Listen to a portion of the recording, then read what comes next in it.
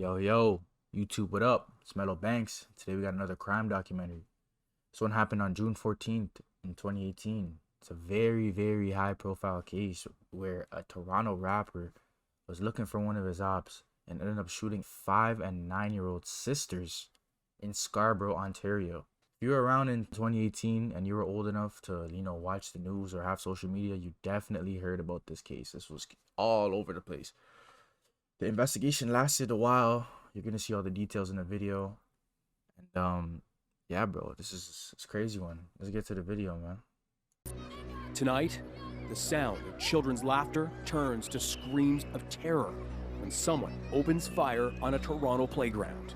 You do see the kids just playing around, and all of a sudden, pop, pop, pop, and he looked over and these guys were shooting. Like a firecracker, bam, bam, bam, bam. It's awful to hear something like that, like so close to home. I saw the younger one. I didn't know where the blood was coming from, and I heard my smaller one say, "Mommy, am I gonna die?" There was a brazen shooting. These two individual suspects have just been, shot multiple bullets into a playground with Look at kids. this guy. There never should have been a gun pulled out, knowing that they're kids. Look how much kids are outside. And you, like, not even like a rather 1-2 than kid outside. I wanted to make sure that they were lit up as best as possible. I wanted to make their world as small as possible because I wanted them behind bars. They were at school. It was hot, like a normal sunny day. They came home.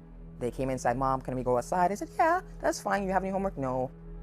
I said, "Okay, you guys can go play with your friends." So they changed their clothes, their uniform, and then went outside to play. It was just days before school would let out for summer. Stacy King, a mother of 8, was working from home, her townhouse just steps from the park. It was about 5:30, and I was standing right in the living room, and I heard Days before the school let out for summer. It's supposed to be the best time of the kids' lives, summertime. And it just ruined the whole fucking year just off of that. gunshots. Pop, pop, pop. And then that's the worst thing you want to hear as a parent. You're at home chilling and you hear gunshots and you're thinking, my kids are outside. My kids said they thought it was fireworks. They didn't realize it was gunshots. Man. 3 of Stacy's daughters, ages 9, 7, and 5, were on the playground. So the next minute I hear ding, ding, ding, ding, ding, ding, ding, bang, bang, bang, bang, bang. My neighbor comes knocking at my door. It was June 14th, 2018, an afternoon families at this East Toronto complex would never forget. I knew right there, a mother's instinct, and I said, "Father God, my kids have been shot." When the call came in for the shooting, I was only a couple kilometers away. The information I received was that there was a shooting in Alton Towers building complex. I was able to respond and be there, felt like a minute or two. When I got there, there was a ton of screaming, a lot of commotion. There's community members everywhere. People are out, they're waving you to where you need to go. Toronto. You know what's so sad too? If you're from the trenches, when someone gets shot on the block, that's like one of the main times everyone in the community comes together. Everyone's outside. When someone got shot on my street, I was outside seeing neighbors I'd never seen in my whole life. I've been living here my whole life. I started seeing people I never seen. I started speaking to people I never spoke to before. It takes a shooting for the whole block to come together. That's insane, Toronto Police Constable Michael Clark was first on scene. He arrived alone. I'll never forget the screaming of the kids. I'll never forget the screaming of the mother. Sad. There was numerous members of the community out near the playground, huddled around 2 girls on the sidewalk. The mother's naturally horrified, crying over top of her kids. Your only thought process is first aid. What can I do until other emergency services attend? I saw the younger one. She was lying on the floor. I didn't know where the blood was coming from, so I thought it was like right by her chest. Then I saw the other one, and I saw blood on her leg. I passed out, and they kept telling me, "Wake up, wake up, you have to be strong for your girls." The 5-year-old was in the fetal position. I attended to her immediately, administered first aid. I remember the family over top of you yelling, "Where's the paramedics? Where's the paramedics?" Why is this guy smiling? What a waste, man. What's funny right now, buddy? I remember the family over top of you yelling, "Where's the paramedics? Where's the paramedics?" I got up, and I heard my smaller one say, "Mommy, am I gonna die?" I said, "No, baby. You're strong like Mommy. You're gonna survive, and Mommy's gonna be right with you for the whole thing." A 5-year-old, how does she know about, "Mommy, am I gonna die?" Like, I was even shocked when she said that to me. I remember, her basically throwing up. She's in so much pain. Telling somebody, a bystander, to hold the other girl's ankle. I think she was shot in the lower leg, so I could focus all my attention on the young girl that was shot in the stomach. Wow. 2 little girls. I remember the ambulance pulling up beside me. The paramedics got out of the vehicle, assessed both of them quickly, and decided that the 5-year-old that I was administering first aid for was the one that needed to be transported immediately. I called my mom. I told my mom, I said, Mom, the kids have been shot. Can you meet me at the hospital? And then I called my other daughter, my older one. I said, your siblings have been shot. Meet me at the hospital. Mercifully, Stacy's other daughter on the playground that day escaped serious injury, though a bullet grazed her head. It's like, my first instinct is, let me go with the one that's shot twice in the stomach. And then I asked somebody else to go with me. Twice? To be with me. Oh my gosh. You're telling me shot twice in the stomach, a little girl, and her other daughter got shot in the leg. How unlucky is this mother, man? 2 of her 3 kids got shot outside. And there was about 20 kids out there. My next job, because I can't be in 2 ambulances I hope at they once. survive. Your job is to preserve life, and I don't you try to do remember that to this. the best of They your survived abilities, or but not. you also have to remember in the back of your head that this is a crime scene. Are the shooters still in that area? There's other kids around, there's other community people. I've been to many shootings, unfortunately, but in my experience, 1, 2, maybe 3 shots fired. And in this case, there was 10, if not more, shots fired. So the person who was doing this had no regard for anyone's safety at all. Like a firecracker, bam, bam, bam, bam. It's awful to hear something like that, like so close to home. What was he aiming at? 10 shots, 3 hit 2 little girls. What was he aiming at? They're always outside, you know, like everybody knows everyone here. Like it's never, nothing like this has ever happened before. People scared now, everybody's crying. This community is not like that. This community is a family community. I wanted to make sure that absolutely every resource and everything that the Toronto Police Service could do to bring this to the proper conclusion was at the forefront of absolutely everything else. As teams combed the playground, the girls underwent surgery. Even at the hospital, my sole job is the young girls. Make sure that they're okay. Make sure I relay information to the detectives. Make sure that everyone's kept up to date what's happening. All I kept thinking is, Father God, don't take my kids away from me, because I don't think I can ever handle that. To have 3 of your kids shot at once is like a mother's worst nightmare. I wouldn't even wish it on my enemy, you know? I wouldn't. Did you say 3? Father God, don't take my kids away from me, because I don't think I can ever handle that.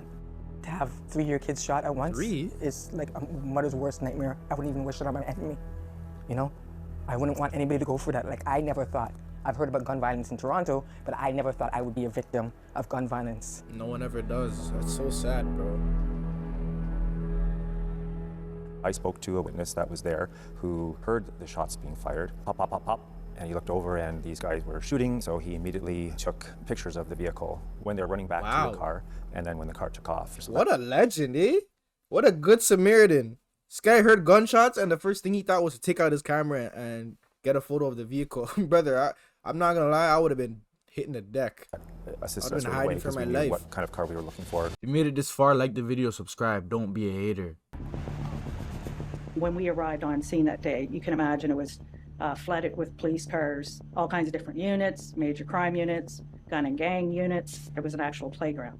And they had chalk and had drawn hopscotch. It's very dramatic, it's very intense, and it's very emotional. It's almost unbelievable, sort of incomprehensible that people would think of driving up, shooting midday at a playground where little children are playing.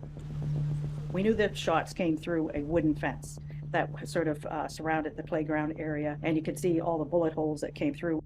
We did find this guy's shooting through the fence. Oh my God, scary shooters, cartridge dog. cases, and we did find parts of bullets. I can say with definitive confidence that somebody where Karma had found those casings was standing and had fired a firearm, and definitively there were shots fired at somebody by that wall. This person they felt was the target of an intended shooting. A suspect, or possibly 2 suspects at that time, were on an elevated area just a little west, and they approached and began firing at this person. In the process, 2 young kids were shot. The intended target was not hit.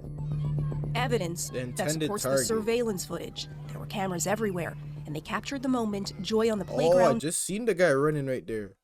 Supports the surveillance footage. There were cameras everywhere, and they captured the moment. Must have been this guy running right here. A real shooter would have walked out there and just done it to him. You're trying to bust through the fence? Go, he's right there. Go get him. Moment Joy on the playground turned to terror.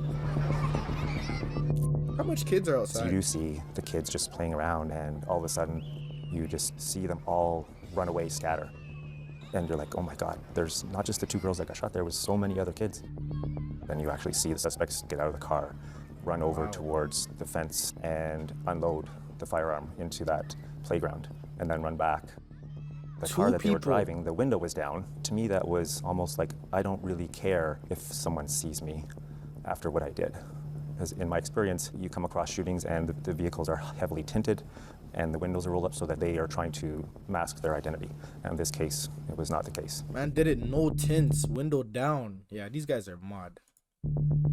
These guys are mod. Some of the other video we received was that that same car was scoping out the townhouse complex prior to actually parking in the apartment building. Indications the shooting was planned. There was a subject in the park, another male adult, along with the 11 children, and we believe that he was the intended victim of the attack. While police were trying to determine who that target was, PC Clark watched as doctors worked to save the two young sisters who were struck.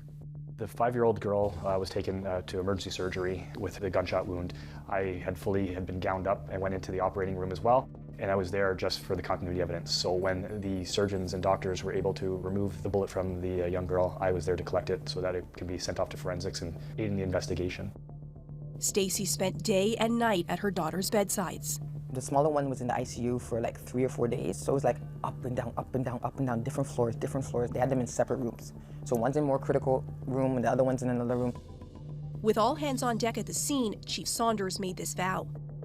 In that moment, at that time, all I could offer was, we were going to do everything we can. Is it solace? No, because in that moment, is my child going to be okay?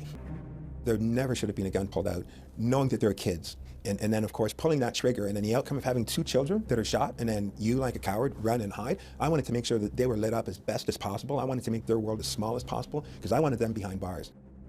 The first step, find the black 4-door Nissan Versa. That vehicle is subject to an ongoing investigation. It is very much alive at this time. With the camera video surveillance, we were able to send those images to our tech crimes, and they were able to process the plate to give us a partial plate. And then we got extremely lucky that we found one plate, and it actually had recently had a parking tag on it, and that was a huge deal for us. Parking tag. The car had been ticketed outside a North Toronto building, but was registered to a homeowner in Whitby some 50 kilometers away. So it was registered to an older male, and there was nothing that would stand out to us that they would be involved. So at the time we thought maybe it was a son or a daughter lent out the car. Turns out, to make some extra cash, he'd rented it to a man named Tequan Robertson, suspect number 1. I know who this is. This is a rapper. That's crazy. I'm starting to remember the story now a little bit. I know who this is. Police set up surveillance in case he showed up. Going back to the parking ticket, it was 503 Beecroft, so we then focused some of our investigation at that address. We obtained video surveillance from that condo unit as well. We actually saw the car go in and out, spoke with security. They were able to assist, and that's how we identified Tariq. Tariq Roden, suspect number 2. At the same time, we were doing search warrants, and we found that one of the phones that was in the area was pinging at another address on Town Center, and that turned out to be where Tequan Robertson was. We executed a search warrant at Town Center. We did not find Tequan. We did receive video surveillance that showed him there, but he was not there at the time when we did that. When we go to Town Center, we find out that the apartment or rental unit is rented by a Christian Walters. He has a brother, Damien Walters, who has a connection with Tequan in Pickering. Officers head to that location where they acquire video footage showing the comings and goings of the suspects before and after the shooting. At 4:25 p.m., they enter the elevator from the 18th floor. They exit on ground level, and a second camera shows the men leaving the building. The shooting, a 20-minute drive away, takes place around half an hour later. By 5:31, the suspects return. They enter a busy elevator. At one point, they appear to carry on a casual conversation with a woman, as if nothing had just happened. Yeah, these guys are menaces, bro. Finally alone, the men can be seen laughing and smiling with hands in the air. An hour later, around 6:30 p.m., they once again enter the elevator to head back downstairs. Bro, imagine how that's gonna look in court, bro. You guys are laughing about it. The jury has to see that and be like, yeah, these guys are fried. The next day, as police continue to stake out all locations, their team in Whitby is about to strike big during a shift change. It was around 8 o'clock in the morning, so all the units that we need to help out are relieving us from our location. They're going to take over the surveillance so that hopefully the car comes home and then we can take the next steps. En route, the relief officers make a pit stop in nearby Pickering. They're having a coffee because it's going to be a long shift, and lo and behold, the car pulls up right in front of them at the Starbucks where they're having a coffee. Wow, That does not happen normally. Having reasonable grounds to believe the driver is suspect number 3, the officers take him in. On Saturday, Toronto police announced a major turn in the investigation. A 21-year-old man is arrested. Sheldon area now facing several charges, including 2 counts of attempted murder and 2 counts of aggravated assault. 2 other male suspects still at large. Mr. Ria had a drug problem. At the time, he was using and selling cocaine. He had unfortunately become addicted to it, and he associated with the people that he did because of his addiction.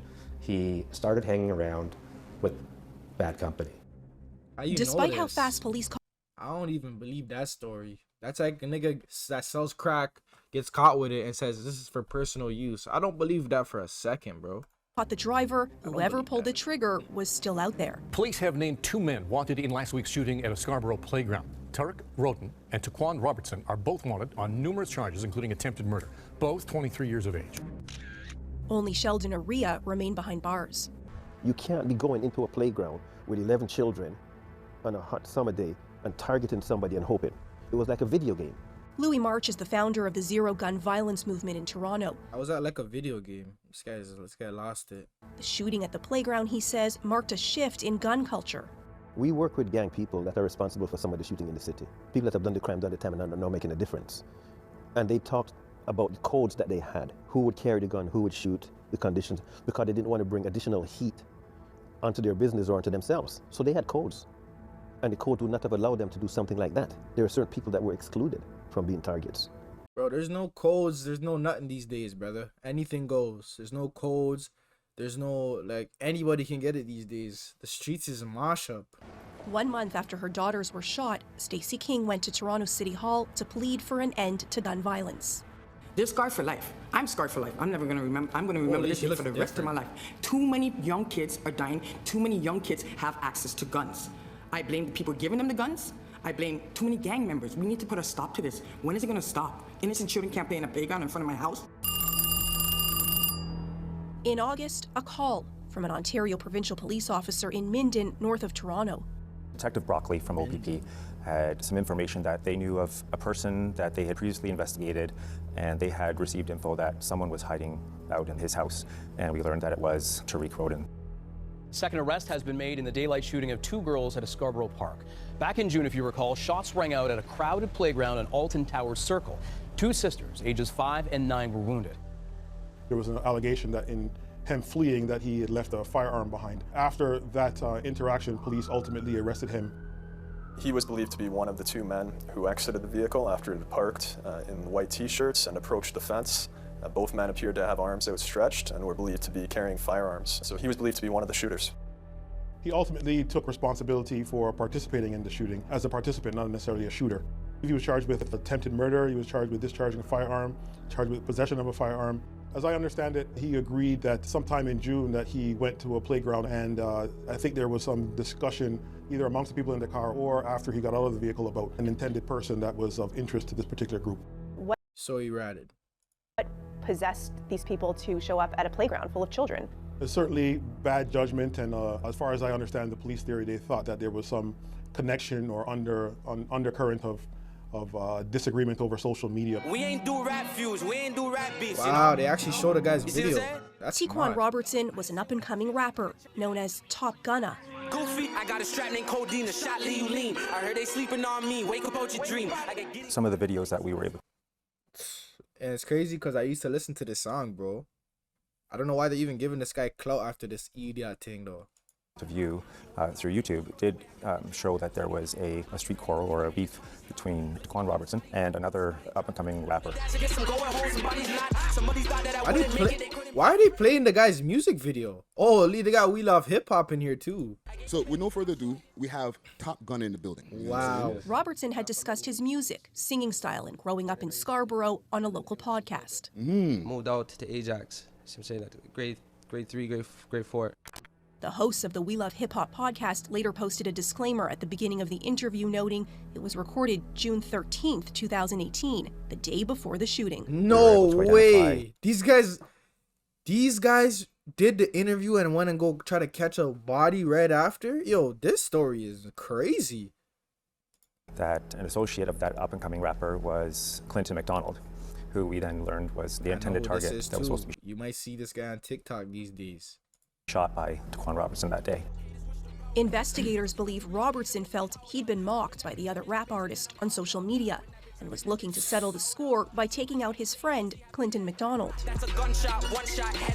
This was a retaliation type of offense where somebody saw someone who is rivalry in that playground and as a result was able to have that opportunity to shoot at that person who, by the way, got away but left behind were two young innocent children who just should not have been even remotely put in the circumstance that they were in. Stacy knew McDonald. By him being there and he was by my girls and he ran like a scared coward, and I have nothing good to say about him. Is he a coward for hearing gunshots and running? That's debatable, bro. What isn't you can't save all the kids. There's 11 kids out there, but you know what? As a mother, you're grieving. You can feel how you want to feel. I'm sure he doesn't feel no ways about him her saying that right now. What people were talking about was the fact McDonald's would-be killer was still at large. The shooter was known in the community. People knew who it was. People knew where he was, but there was no attempt to really talk about it. Snitches get stitches, right, you know?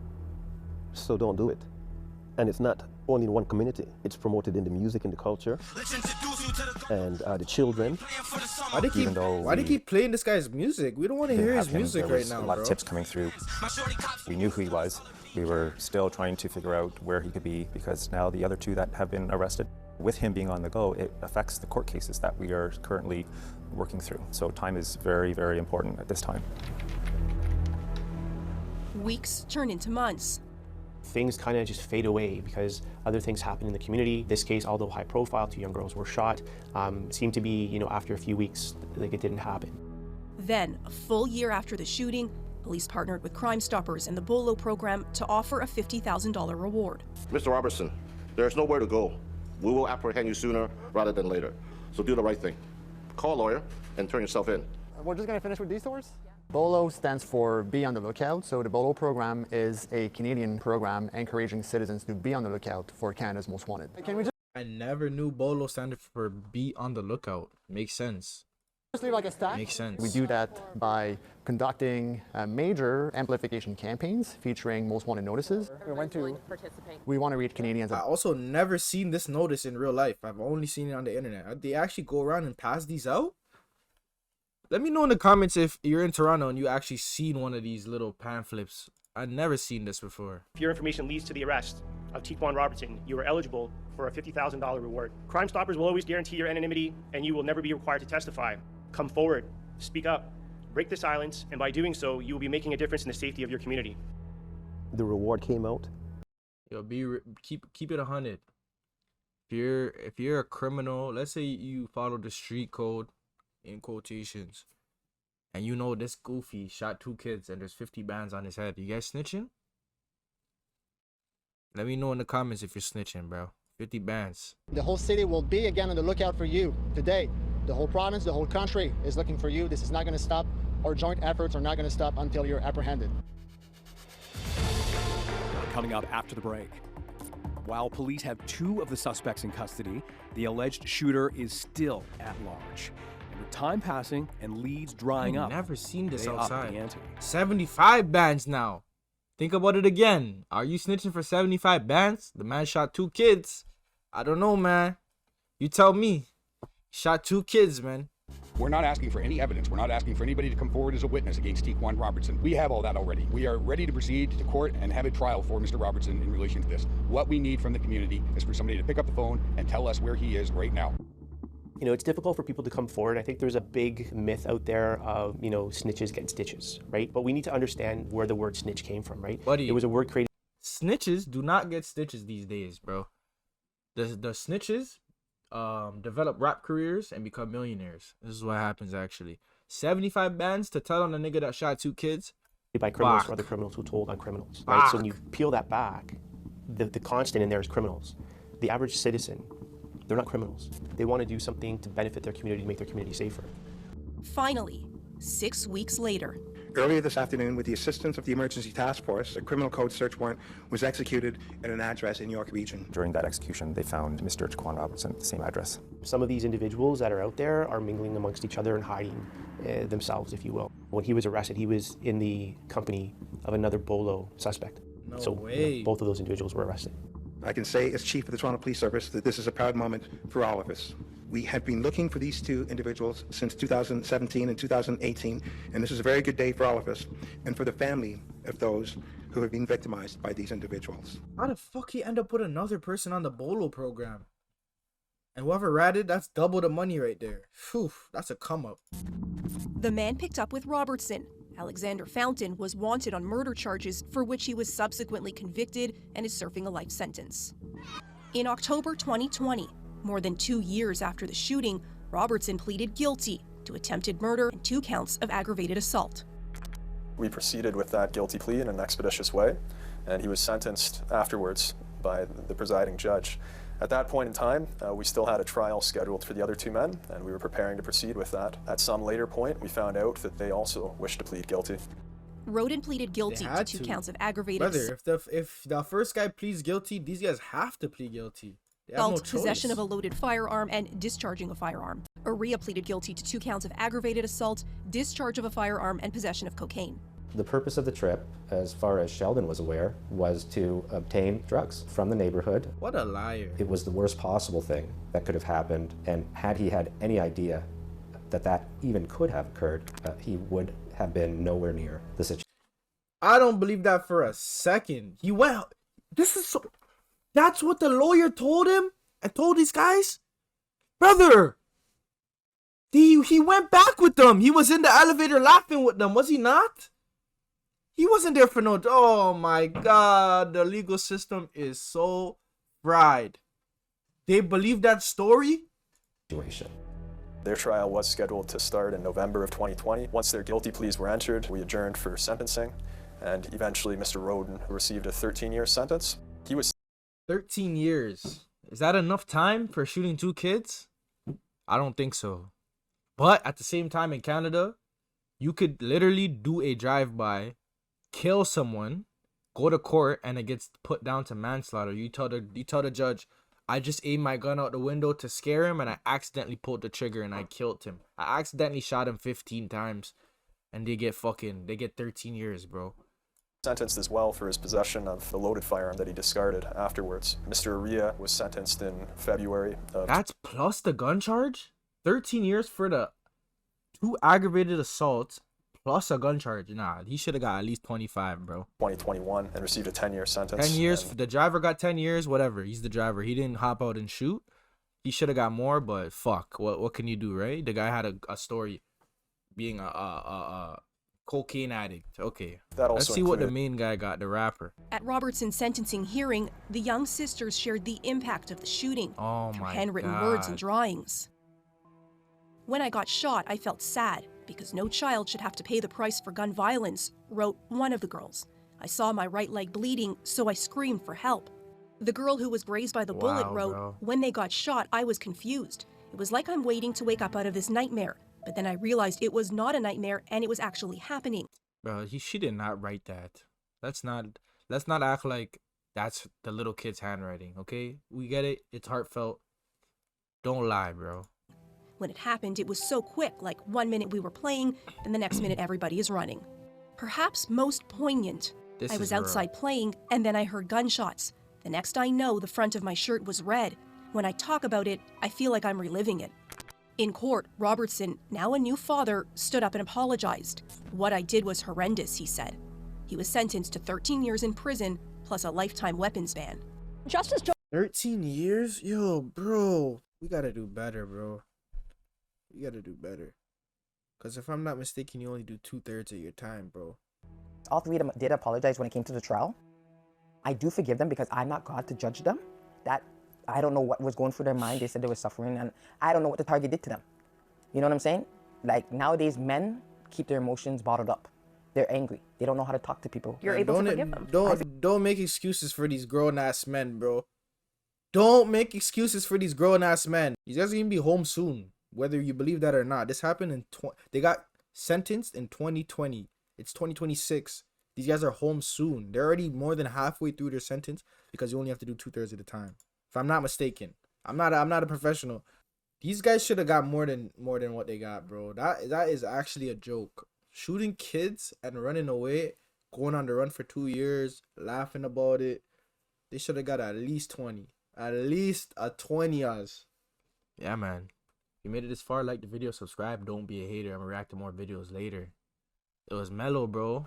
And I'm out.